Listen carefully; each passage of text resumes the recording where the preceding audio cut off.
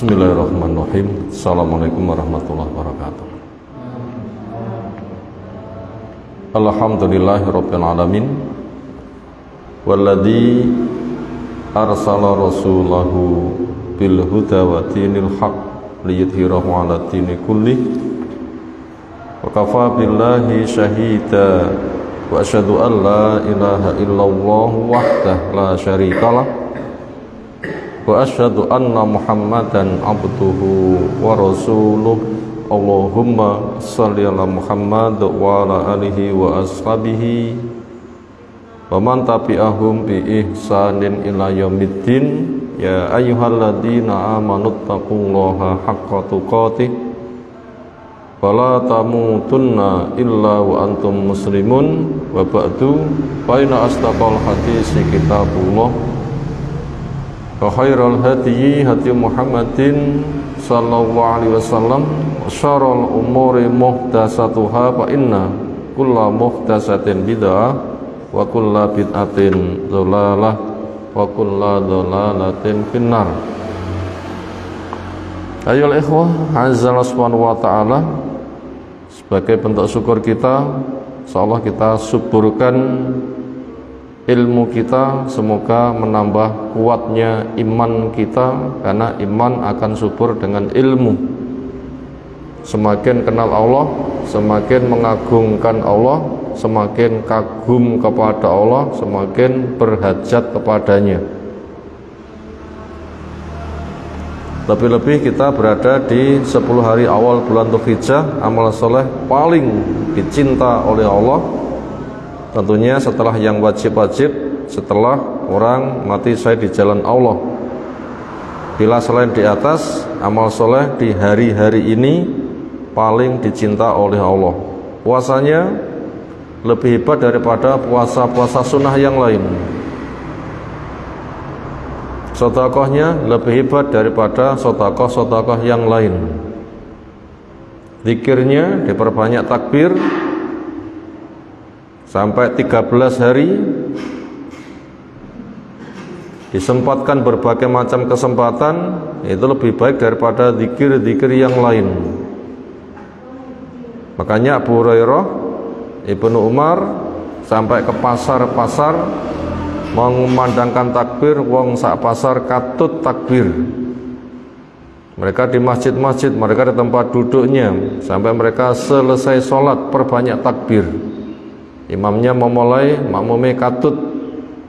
Itu semua dalam rangka memaksimalkan bahwa amal soleh di 10 hari awal bulan Dzulhijjah paling dicintai oleh Allah. Demikian juga kita di hari Jum'ah kita di 10 hari awal, berarti lebih hebat lagi. Makanya isi dengan sebaik mungkin, yang nilainya luar biasa. Itu semua sebagai ujian keimanan. Lah iman tambah ningkat, tapi lek boten iman biasa-biasa mawon. Rata-rata tiang biasa-biasa napa ketok dos pundi ngoten ya. Nah, supaya kita yang luar biasa. Karena hal yastawi alladzina ya'lamun waladina la ya'lamun. Apa sama orang yang punya ilmu dengan orang yang tidak punya ilmu? Jawab, samakah? Tidak, la yastawun, tentunya tidak sama. Nah, kita supaya memulai, mempelopori, mengajak, mendoakan, sehingga mendapatkan derajat yang lebih tinggi di sisi Allah Ta'ala. Untuk itu semuanya insyaallah akan kita lanjutkan, masuk di halaman 115 dari kitab Nidaatur Rahman li Ahlil Iman, panggilan-panggilan Allah Dzat yang Rahman untuk hamba-hambanya yang beriman. Artinya kita mengkaji ayat-ayat yang diawali ya ayyuhalladzina amanu oleh Syekh Jabir Abu Bakar Jabir Al-Jazairi, semoga Allah merahmatinya, semoga Allah menjaga kita semuanya. Sekarang An-Nida'u Ar-Rabi'u wal Arbaun, panggilan yang ke-45, yaitu urut ayat urutan yang ke-45 dari panggilan ya ayyuhalladzina amanu fi hurmatil firari, tentang haramnya melarikan diri. Lek pitik tarung kalah niku napa jenenge? Ngledek. Gak boleh kaum muslimin ngledek, melarikan diri, meninggalkan medan peperangan. Min sufufil qital, dari barisan-barisan perang yang perangnya fi sabilillah, di jalan Allah, li'i'la'i kalimatillah, meninggikan kalimat Allah semata. Rabbku adalah Allah, ternyata diganggu kehormatannya, hartanya, nyawanya, agamanya. Masih hijrah, sudah hijrah masih dikejar, terpaksa membela diri, dan berikutnya itu namanya perang fisabilillah. Tidak boleh lari, haram hukumnya. Wa nauda, sungguhnya dia orang yang geledek, melarikan diri, meninggalkan medan peperangan, dosanya minal kabairi, termasuk kelompok dosa-dosa besar, kelas kakap, al-mujibati, yang mengharuskan li ghadabillah, terkena siksa Allah, wa adzabih, dan juga siksanya. Naudzubillah min dzalik.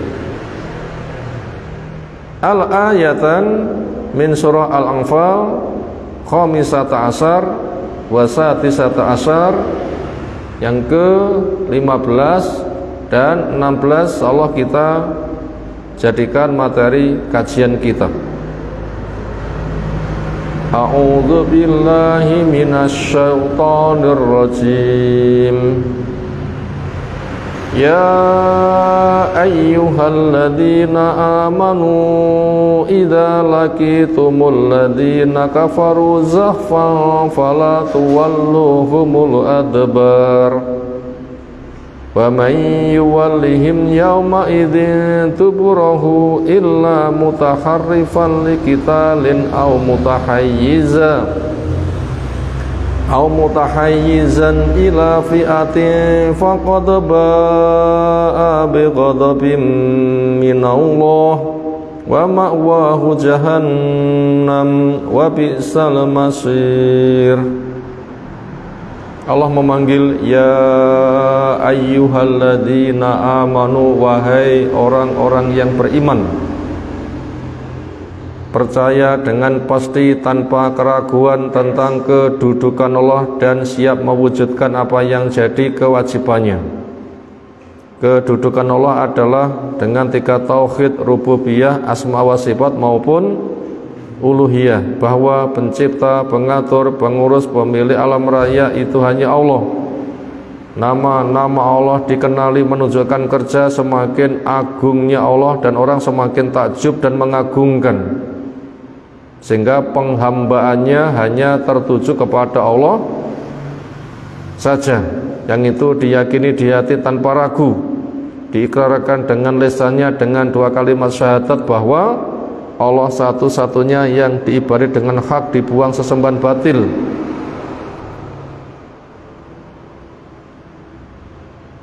Dan cara mengerjakannya sebagaimana dituntunkan Nabi SAW, yang para sahabat paham, beramal, dan sukses. Mereka menegakkan sholat, mereka berpuasa, mereka berzakat, mereka berhaji buat yang mampu. Mereka dipanggil karena hidup, menyambut. Ketika Allah memanggil, ada proyek besar, kebaikan-kebahagiaan diberitahukan, silahkan kamu ambil supaya hasilmu maksimal, atau ada bahaya-bahaya kamu lari sehingga kamu akan betul-betul aman. Di sini apa proyeknya? Idza laqitum, ketika kalian bertemu, alladzina kafaru, pada orang-orang yang kafir, yang menutup mata, menutup telinga, menutup hati, sehingga tidak mau melihat ayat-ayat Allah, tidak mau mendengar ayat-ayat Allah, tidak mau membuka hati untuk menerima kedatangan petunjuk itu, tidak mau memikirkan, merenungkannya, tidak mau mempelajari, bahkan malah berpaling. Itu namanya orang-orang kafir. Sehingga perilakunya mereka hanya mengikuti bisikan hati yang dibisikkan oleh hawa nafsu. Setan juga ikut membisikkan. Yang penting seneng, ramikil halal atau haram. Jangan bal kedual bal.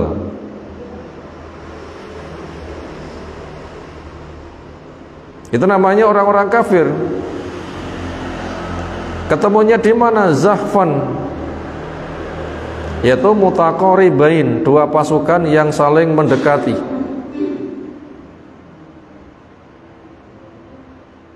Fala tuwalluhum, maka jangan kamu tinggalkan mereka al-adbara, ke belakang, balik badan lari, jangan.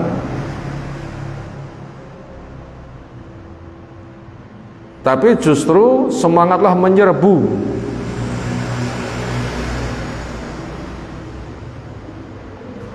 Ketika kompak semangat, mereka nanti akan tersingkirkan seperti wit-witan naik kawa tengen dalan rindang, bisa melayu dengan laju. Wit-witnya akhirnya terhempas oleh angin. Nah gitulah gambarannya. Kaum muslimin itu menyerang. Godongnya nyisih apa godongnya ngedang-ngedangi. Dahan menjulai di jalan, rindang dengan daunnya, bisa liwat, belum kesentuh bis maka sudah nyingkir. Kenapa? Kena hembusan anginnya. Maka jangan lari, tapi terjang ke depan. Sebab kalau sampai kamu mundur, bahaya. Ancamannya apa? Baman barang siapa yang yuwalihim, lari meninggalkan mereka, yaumaidin, dikala itu, duburahu, untuk ke belakang, balik badan lari ke belakang, berarti meninggalkan gelanggang. Itu resikonya sangat besar. Akan dijelaskan di belakang nanti resikonya. Sekarang yang diperbolehkan untuk lari, yaitu illa, kecuali orang yang mutaharrifan, belok nganan atau ngiri, li kitalin, sebagai siasat perang, au mutahayyizan, atau untuk gabung, ila fi'atin, kepada kelompok yang lainnya. Ini siasat saja larinya, bukan lari untuk takut, bukan, tetapi siasat, belok nganan, belok ngiri, gabung kepada yang lain untuk betul-betul siap duel. Nah, itu yang diperbolehkan. Tapi kalau lari tunggang langgang, khianat, meninggalkan gelanggang, nah itu jangan. Resikonya apa? Fakot, maka sungguh ba'a, dia kembali bighadabin, dengan kemurkaan minallah, dari Allah. Wa ma'wahu, dan tempat kembalinya adalah jahannamu, jahannam. Wa bi'sal masir, dan dia sebaik-baik tempat kembali. Bahaya kalau begitu. Sejelek-jelek tempat kembali jahanam itu bahaya sekali.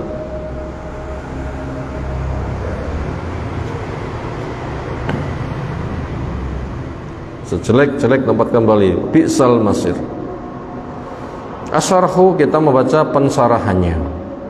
I'lam, ketahuilah, ayyuhal qari'ul karim, pembaca yang diberi kemuliaan,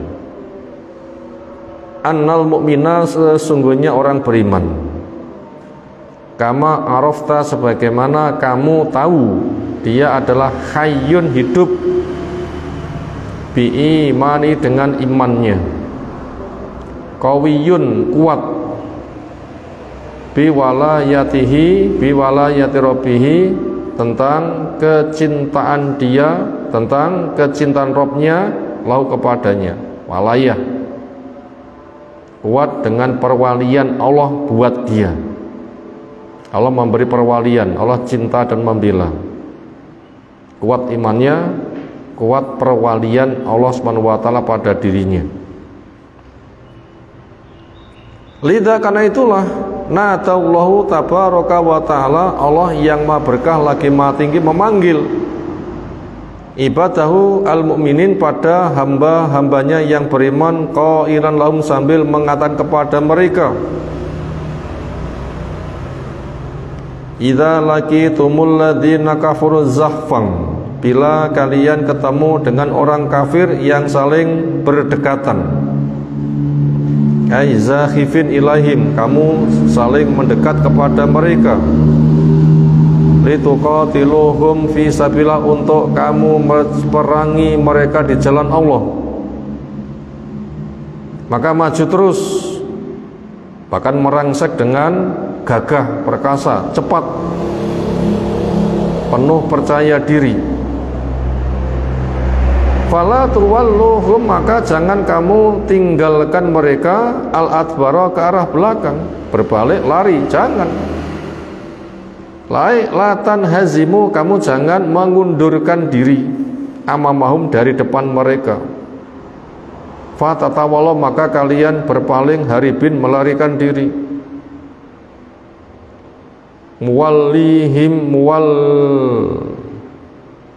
Muwalliyannahum adbarakum, membelakangkan kepada mereka akan punggung kalian. Mestinya mereka tuh kamu sugui pedang, tapi kamu sunggui punggungmu. Terus pun menyugui punggung. Kalau sawangan gegerku, berarti melarikan diri, ngoten ya. Wa hadza aibun kabirun, ini aib yang sangat besar. Wa ma'arratun la yambagi, dan cela yang tidak pantas lil mukmin, untuk orang yang beriman. Masa tiang iman kalah mental? Kafir mawon ke neraka wani, mukmin ke surga enggak wani, kalah mental nih. Enggak pantas itu.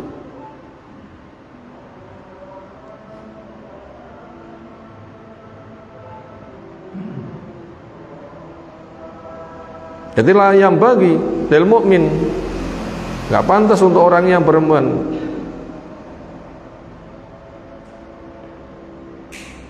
Wallahu azza wa jalla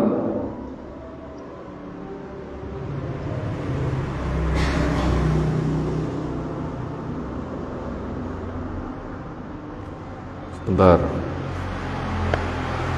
la yang bagi lil mu'min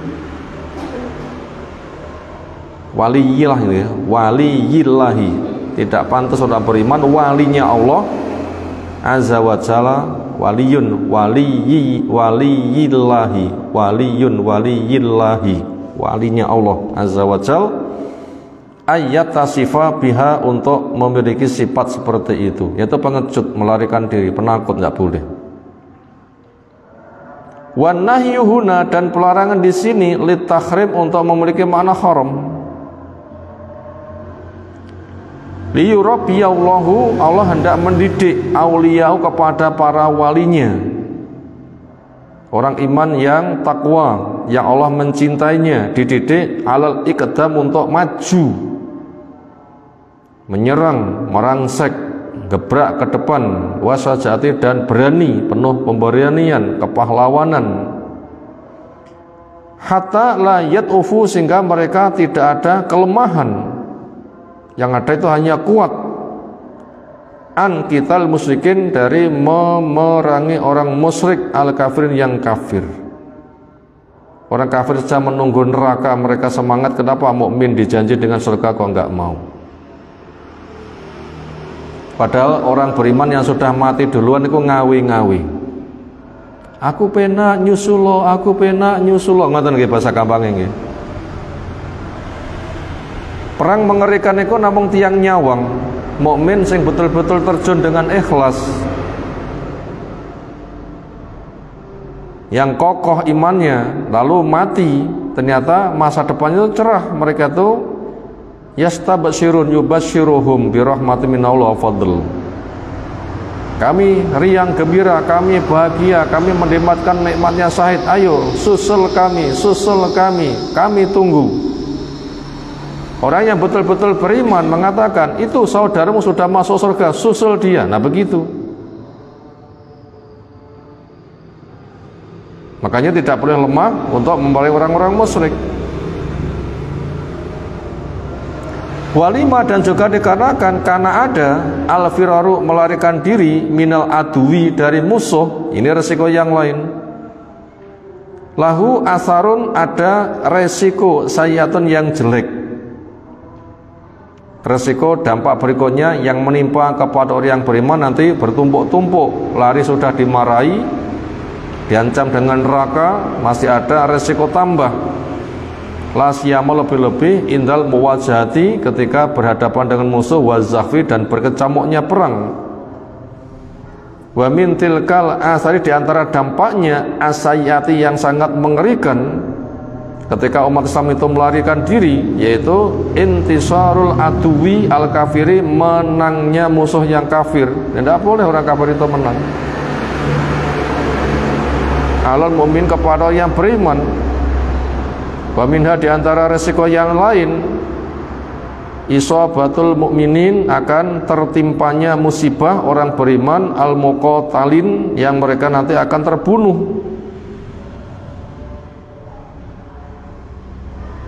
Bil juruhi, dengan adanya luka-luka, wal qatri, dan pembunuhan. Isobatul mukminin al muqatilin, muqatil, yang berperang, akan terkena bil juruhi, luka-luka, lari kejar, pukuli dari belakang, wal qatl, akan dibunuh. Resiko yang lain ketika lari, wa minha, diantaranya istilaul adwi, menguasainya musuh, ala muaddatil muslimin, terhadap perlengkapan perang kaum muslimin, min silahin, dari senjata, wa ghari, dan juga yang lain-lain. Wa minha, diantara resiko yang lain lagi ketika kaum muslim itu melarikan diri, waqfud dakwati, mandeknya dakwah al-islamiyati, dakwah Islam nanti akan mandek.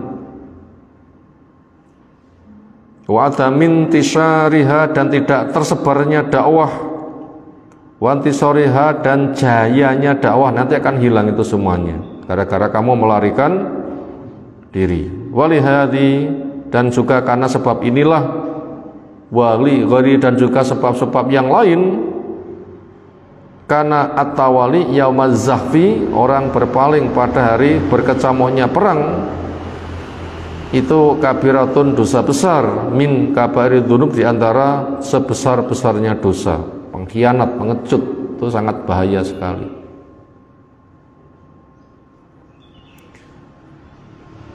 Wa yakfi fi kauniha kabiratun, dan cukuplah keberadaannya sebagai dosa besar.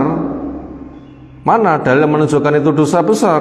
Cukuplah ditunjukkan oleh qaulu ta'ala fil ayatil karimati, pada ayat yang mulia ini, yaitu faqad ba'a bi ghadabin minallah, maka dia kembali membawa murka dari Allah. Wa ma'wa, tempat kembalinya jahannamu, jahannam. Wa bi'sal masir, tempat kembali yang paling buruk. Berikutnya kita baca hadis menjelaskan resiko orang yang khianat, lari dari medan perang. Kalingan apa kira-kira? Musuhnya kuat, aku lemah. Lah aku nganti mati, aku tas rabi bojoku piye, ngoten nggih. Aku ora sida bulan madu, ngoten nggih. Omahku tas dadi, aku mati, wiyuh utangku sing bayar sapa? Anak-anakku cek cilik-cilik, lek nganti aku mati, yatim-yatim terus piye? Apa neh saya mau nikah kok mati, wiyuh.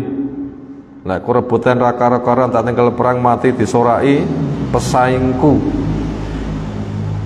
Nah, nggak tahulah apa alasan-alasan dia melarikan diri. Ya, tidak boleh, itu dosa besar itu. Makanya orang semisal Abu Bakar itu malah tenanan, bahkan semua hartanya diserahkan. Nyapo? Lek menyerahkannya hanya separuh-paruh, menghadapi musuh nggak tenanan. Ketika kalah, sing hilang bukan sebatas yang kamu serahkan. Sing nek ngomah ya melu hilang. Lek tak cul nih kabeh ya.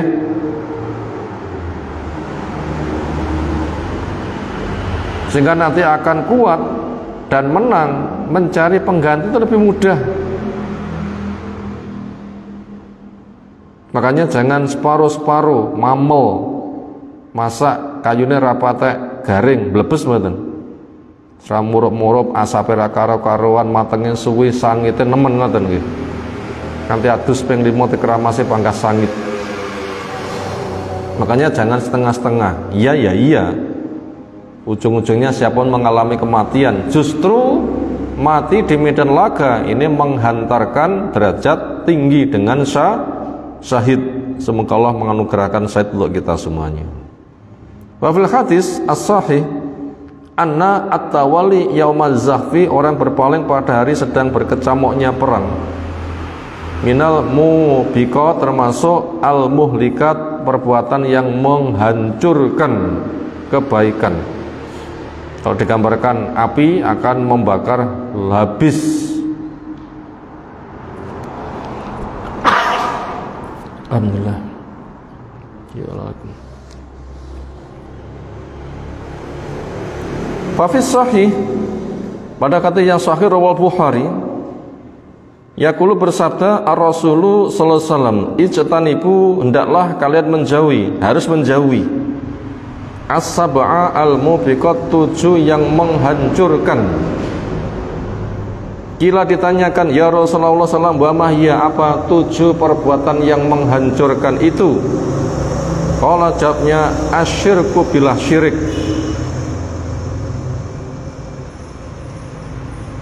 Berarti menjadikan makhluk dibiarkan membuat undang-undang ngawur lalu diikuti, termasuk syirik. Menyembah setan syirik, menuhankan harta pemimpin lebih daripada Allah Rasul juga termasuk syirik. Termasuk syirik cilik, yaitu beramal golek lem. Nah, itu jauhi semuanya kesyirikan. Demikian juga wasihru, sihir.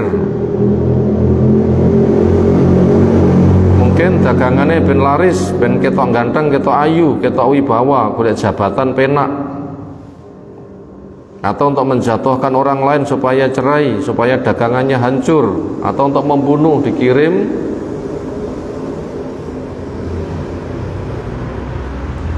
pembunuhan, sihir, dan macam-macam.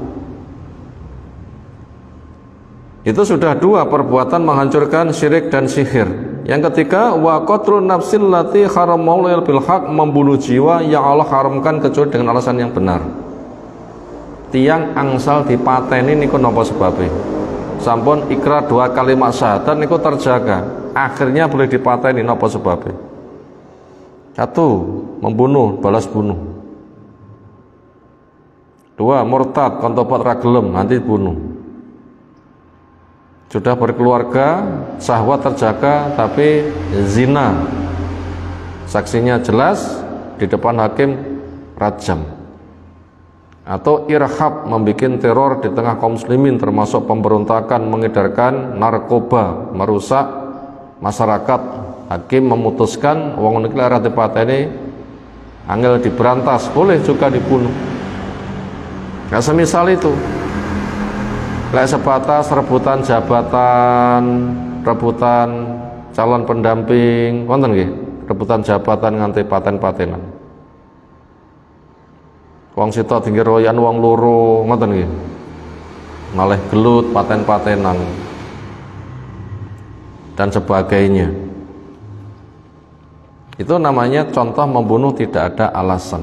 Wah, itu nanti bisa meluluh lantakkan, itu dosanya kelas kakap. Demikian juga waktu riba, makan riba, ngati-ngati. Kalau kita punya uang jangan sengaja ditabung, sebab itu nanti bisa membantu dianak pinakkan. Nah, kita punya uang ya kita tabung sendiri, atau lebih ringan bebannya ya kita sergap sedekah, wakaf, turah bondo, jangan ditumpuk-tumpuk nek bank riba, nanti menjadi pemberi modal dikembangkan.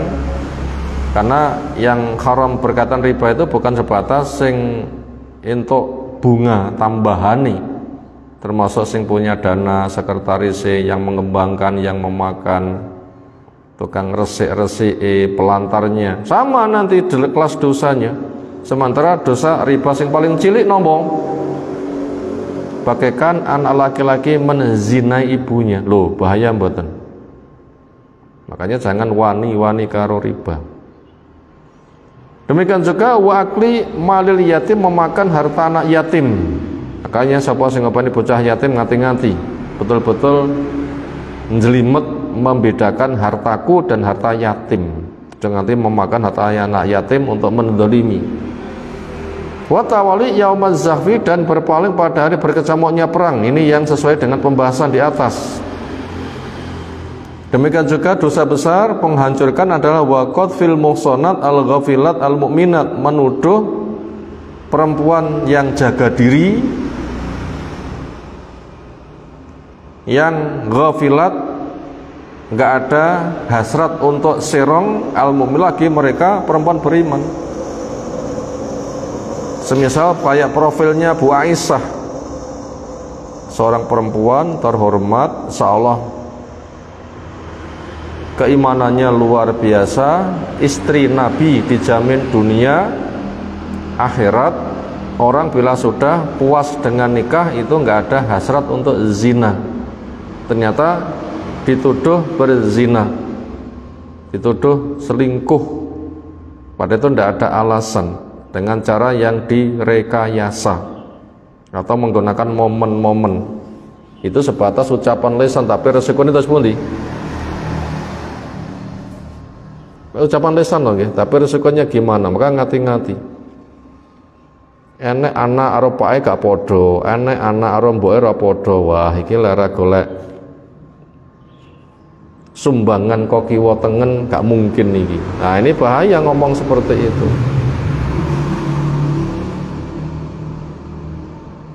Kok rupane padha karo tanggane. Akhirnya dituduh-tuduh. Oleh mboten anak rupane karo tanggane? Oleh, napa? Tanggane bae ya ora padha bae paling oleh-oleh mawon. Tapi lek tanggane duduk bae, duduk paman bibinya, nah itu beda lagi, orang asing maknanya.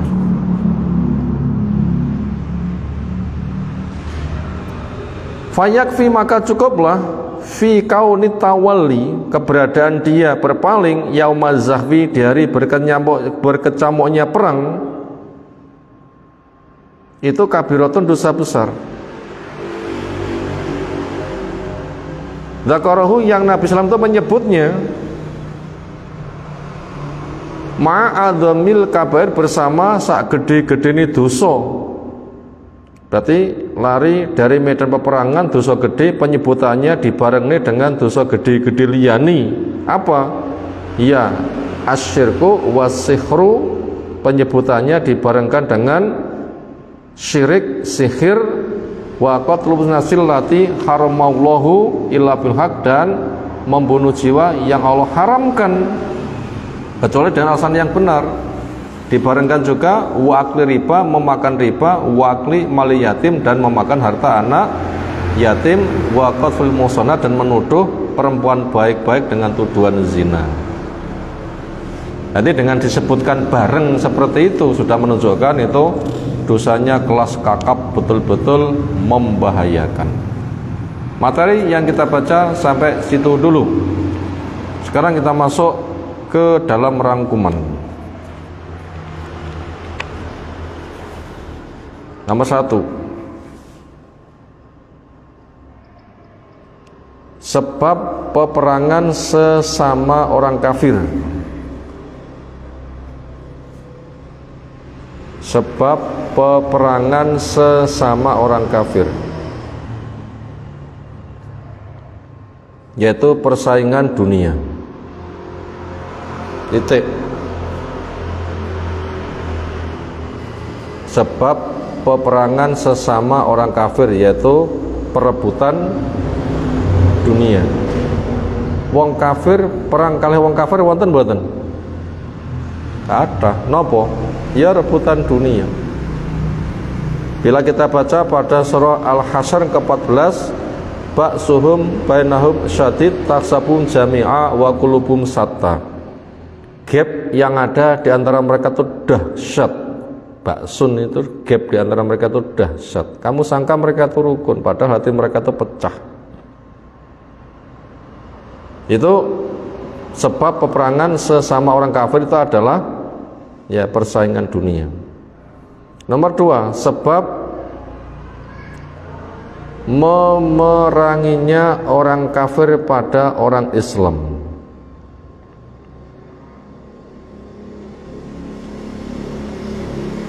Sebab memeranginya orang kafir kepada orang Islam. 1, memadamkan agama Allah.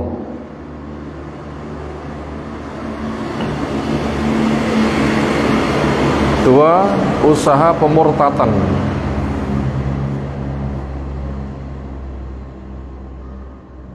3, memenangkan agama Tauhid. Setidaknya ada 3 sebab.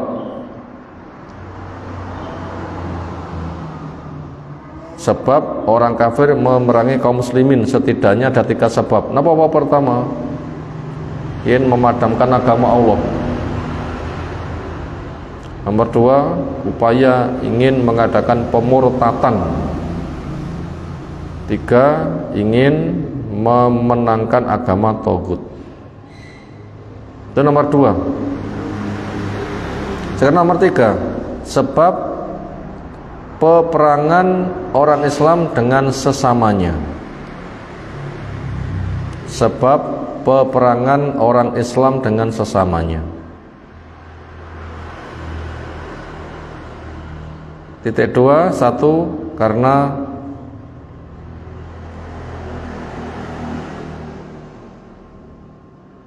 salah ijtihad, salah mengambil kebijakan.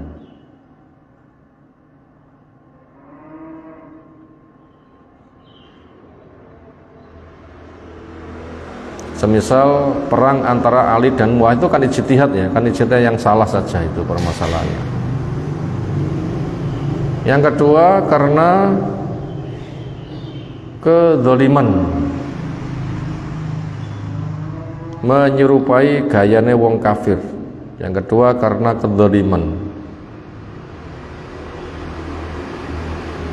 menyerupai gayane wong kafir.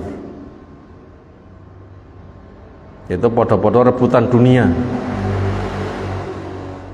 Itu diantara sebab kenapa wong Islam ada yang perang dengan sesama kaum muslimin. Pertama, karena salah ijtihad. Yang kedua, karena kedzaliman, yaitu sipate koyok gayane wong kafir. Kalau disengaja pengen memerangi sama ya ndak ada. Itu mesti ada sebab yang lain, salah ijtihad atau karena kedzalimannya. Nomor 4, sebab perangnya orang Islam dengan orang kafir. Sebab perangnya orang Islam dengan orang kafir. Pertama, membela diri. Kedua, menuntut hak. Yang ketiga, memerangi fitnah, yaitu memerangi kesyirikan.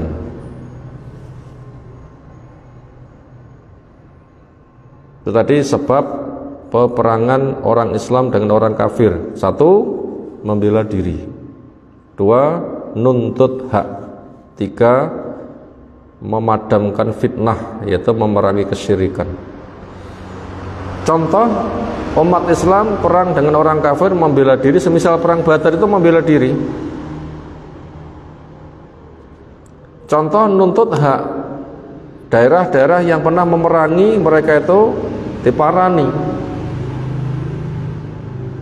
suruh memilih. Setelah dijelaskan antara masuk Islam atau tunduk atau perang. Kalian dulu pernah mendolimi kami, sekarang kami tuntut. Sebelum kami tuntut kamu, saya beri pilihan. Saya jelaskan Islam itu seperti apa. Bila mau masuklah, bila nggak mau tunduk, nanti diatur. Bila nggak mau perang.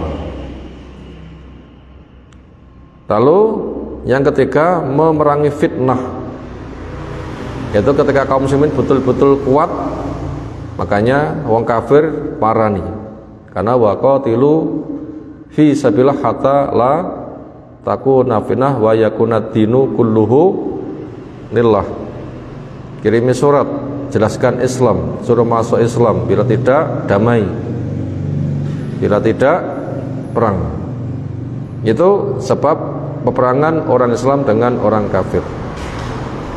Sekarang nomor 5, urut peristiwa terjadinya perang. Kronologi urut peristiwa atau kronologi terjadinya peperangan. Titik 2, gara-gara Islam diusir. Ini pertama, ini kronologi pertama. Gara-gara Islam diusir. Yang kedua, hijrah. Yang ketiga,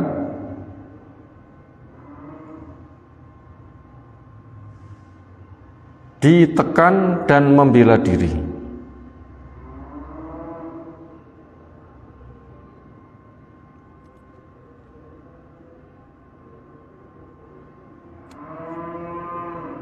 Yang keempat, menuntut hak.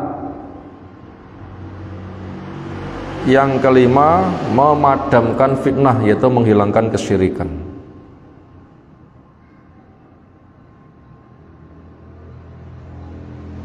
Itu kronologinya, urut peristiwanya.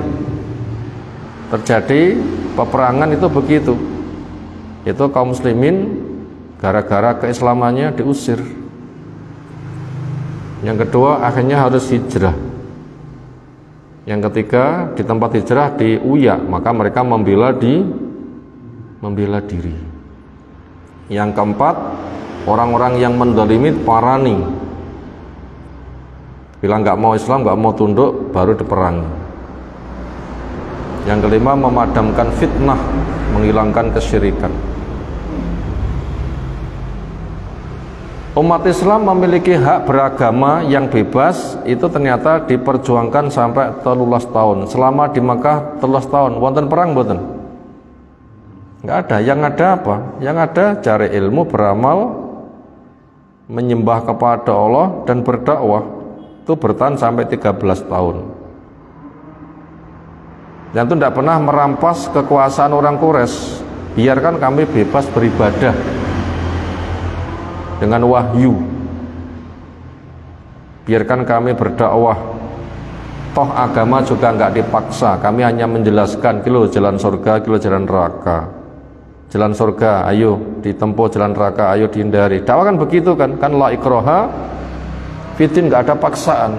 Jadi biarkan kami bebas beragama, cari ilmu, beramal, sholat dan dakwah. Nggak ada paksaan. Kami ketemu orang itu tidak pernah masalah di dalam kami memasak, kamu harus masuk Islam, enggak. Kami hanya menjelaskan gini loh Islam, gini loh Islam. Nah begitu. Apabila mau ayo masuk, bila tidak mau kamu memerangi, ya kami nggak punya kemampuan, ya kami sabar saja. Bila kamu memerangi, kami mampu, ya tak lawan. Tapi selama 13 tahun kaum muslim itu tidak melawan. Kenapa? Masih lemah. Itu sampai 13 tahun itu. Ujung-ujungnya diusir. Akhirnya mereka hijrah karena diseksa habis-habisan. Ketika sudah hijrah, dia diuyak. Perang Badar kan diuyak toh nggih. Perang Uhud juga diluruk kaum muslimin itu. Perang Ahzab juga diparani, dikejar, kepung itu.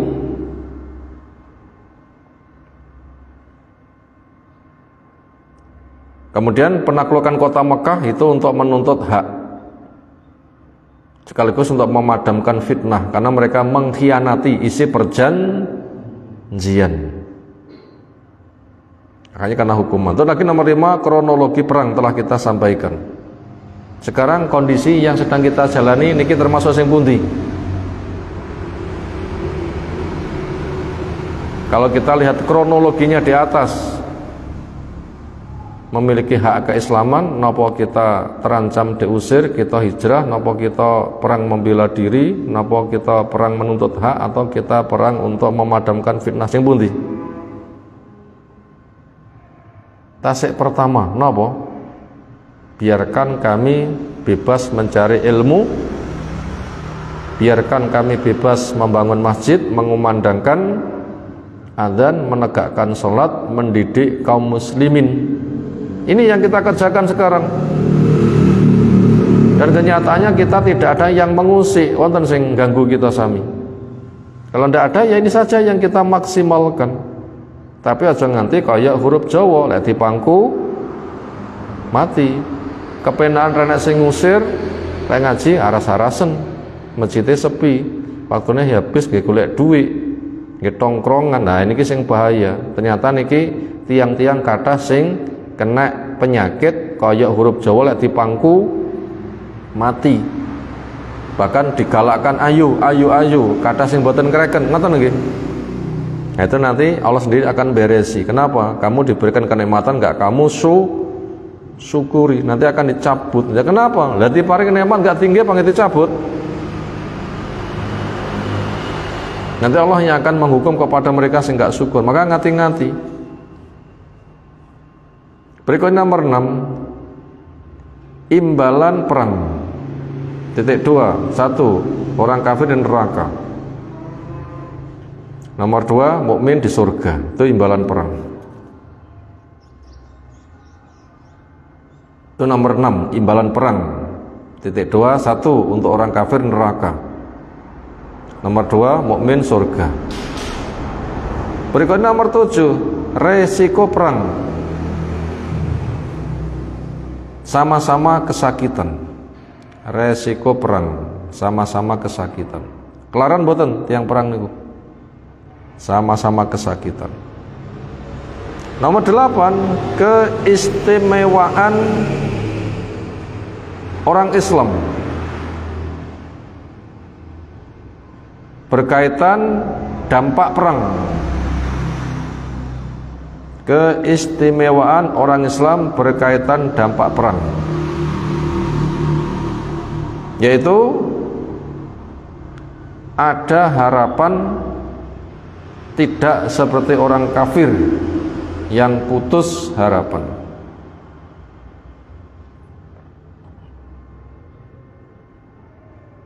Ada harapan tidak seperti orang kafir yang tidak ada harapan. Itu tadi ke-8, keistimewaan orang Islam berkaitan dampak perang,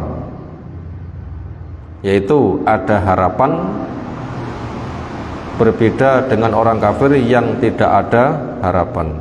Sebagaimana ada di An-Nisa 104, in ta'lamun fa inakum ta'lamun kama ya'lamun wa tarjuna minallahi ma la yarjun au kama qala ta'ala. Bila kamu kesakitan, maka orang kafir juga kesakitan. Cuma kamu punya harapan yang mereka enggak punya harapan.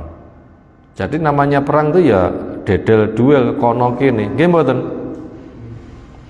Tetapi macam itu ada perbedaannya. Apa? Ada harapan surga, ampunan. Yang orang kafir enggak ada harapan surga, itu enggak ada.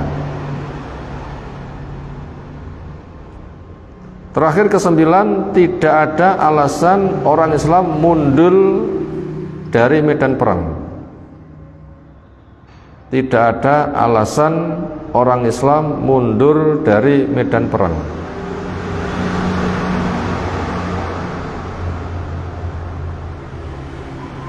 Berisiko dosa besar dan penghancur. Berisiko dosa besar dan penghancur. Titik.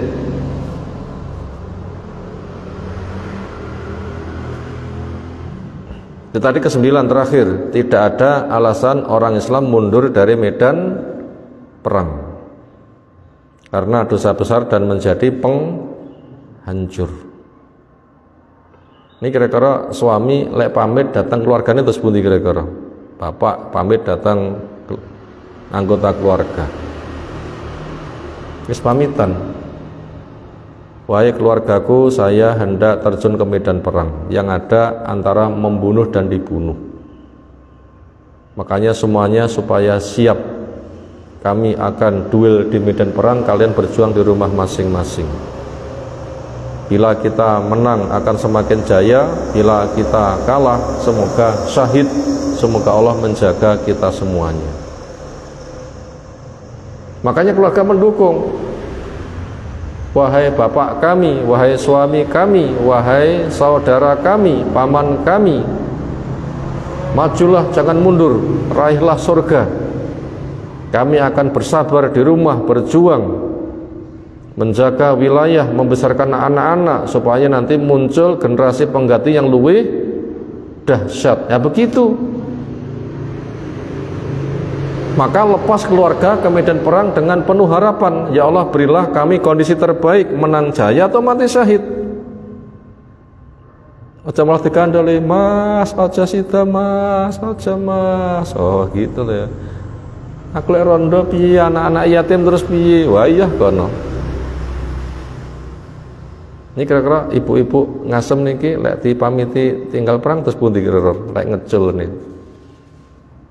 Terus pundi? Kok ora dijawab to lek.